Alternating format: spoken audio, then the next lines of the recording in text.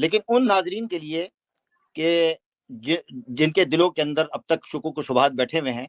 کہ بھائی علماء یہاں موجود ہیں تو علماء کیوں نہیں گئے؟ علماء کو جانا چاہیے. بھائی یہاں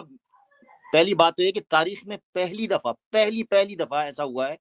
کہ ان لوگوں نے اپنے وینیو پر ہمیں بلایا، یعنی امتیاز بھائی کو بلایا، مجھے نہیں بلایا. باقی تمہارا یہ کہنا کہ وہ فتنہ ختم کر دیا، وہ فتنہ آج تک موجود ہے. یہ بھی 3-4 دن پہلے مناظرہ ہوا ہے لندن کے اندر، اور وہ فتنہ سر چڑھ کے بول رہا ہے تمہارے بابوں کی وجہ سے. وہ لا کے چشتی رسول اللہ پیش کر رہے ہیں، تھانوی رسول اللہ پیش کر رہے ہیں، شبلی رسول اللہ پیش کر رہے ہیں، اور تمہارے بزرگوں کے پاس کوئی جواب ہی نہیں ہے. لیکن اب کہنے کا مقصد یہ ہے کہ خود دیوبندی حضرات ان کے سامنے جب قادیانی مناظر نے وہ عبارات پیش کی کہ جو ان کے اکابر نے لکھی ہوئی ہیں، تو اس مناظرے کو آپ دیکھیں گے اس میں یہ جواب نہیں دے پائے. یعنی آپ کا یہ کہنا کہ جناب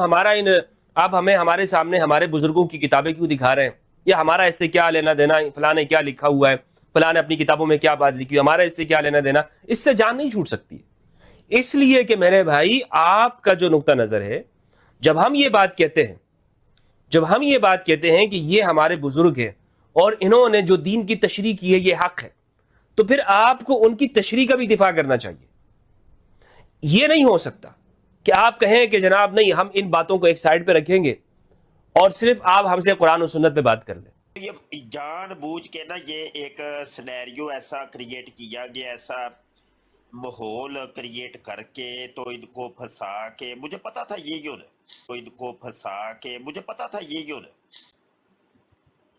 مجھے پتا تھا، پہلے ہی پتا تھا یہی ہونا، اور یہ بھی پتا تھا کہ وہاں قرآن حدیث ڈسکس ہو رہا ہے، جبکہ قرآن حدیث کا قادیانیوں سے کوئی تعلق واسطہ نہیں ہے. قادیانیوں کا یہ طریقہ ہوتا ہے نا